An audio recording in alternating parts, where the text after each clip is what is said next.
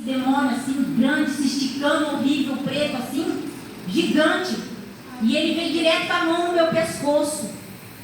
Eu lembro que era mais ou menos meia-noite, porque lá ninguém dormia na cadeia. Ninguém dormia cedo. Para dormir lá era 3, 4 horas da manhã, porque era muito quente, não conseguia dormir. Meus irmãos, aquele bicho grudou na minha garganta ali e começou a querer me matar. Só que ele falou assim para mim: você é minha, você trabalha para mim. Quando você traficava, você trabalhava para mim e você vai voltar a trabalhar para mim. O diabo falou isso. Meus irmãos, naquele momento eu falei assim: não, eu já entreguei minha vida para Jesus, porque eu já tinha entregado a vida para Jesus aqui fora, antes de eu ir para lá. E aquele bicho ficou mais furioso, ele apertou mais a minha garganta, daí eu já não conseguia falar. Ele apertou e falou: você vai trabalhar para mim. Meus irmãos, aí naquele momento eu já não conseguia mais responder. E eu só falava assim: não, só conseguia fazer isso. Meus irmãos, naquele momento que eu falei não, ele apertou com tudo a minha garganta, que eu... Sabe quando você bate assim, você perde o sentido? Tudo começa a escurecer, você bate o cotovelo, sei lá, começa a escurecer. Eu comecei a escurecer tudo, eu não estava mais vendo nada. Só que eu estava indo, aquele bicho estava me levando para um túnel preto. Eu via tudo preto, um corredorzão gigante, mas tudo preto. Não dava para chegar nada, mas uma presença horrível.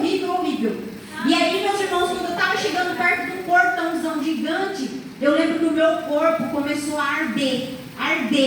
Sabe quando você começa a chegar perto do fogo e você já começa a sentir a quentura? Meus irmãos, eu comecei a sentir arder meu corpo. Eu comecei a entender no meu sentido que lá era o inferno, que eu estava indo para o inferno. Só que eu já tinha entregado a minha vida para Jesus. Aí eu comecei a pensar, eu liguei meu pensamento em Deus e falei: Senhor, eu entreguei a minha vida para Ti. Senhor, me dá o livramento. Só que quando eu entreguei minha vida para Jesus, eu queria servir a Deus do jeito que eu queria. Eu estava brigando com os outros. Eu era crente, mas lá dentro da cadeia eu brigava, falava de bater em todo mundo. Eu fazia, era tanta coisa, meus irmãos. Eu não era aquela crente de verdade. Eu só tinha um nome de crente. Mas a partir do momento que eu estava indo para aquele lugar que eu não queria mais, que meu corpo estava queimando, eu fiquei com muito medo de ir para o inferno e não ter mais volta. Meus irmãos, eu comecei a gritar, em pensamento, eu comecei a falar: Senhor Jesus, se o Senhor me tirar desse demônio, se o Senhor me dar mais uma oportunidade, eu vou te servir lá fora, não da forma que eu quero, mas da forma que tu queres.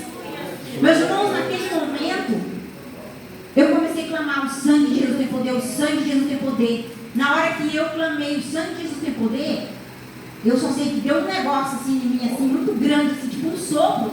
E eu abri os meus olhos. Quando eu abri o meu olho, aí aquele negócio preto, ele se transformou numa fumaça e subiu para o teto. E aí eu comecei a chorar, contei para as meninas, meus irmãos, eu não queria ficar lá. Então, meus irmãos, eu posso te assegurar, através disso eu posso te assegurar que o inferno é real. A palavra de Deus não mente, não engana, meus irmãos, que Satanás, ele não está brincando de levar as pessoas para o inferno. Satanás, ele quer a nossa alma. Ele quer nos enganar com as coisas deste mundo. Ele oferece tantas coisas. A gente cai se quiser. Tantas vezes a gente fala assim, a gente erra e fala: é culpa do diabo. Não é não. O diabo põe o prato, é a gente que cai. A gente tem que aprender a viver em espírito.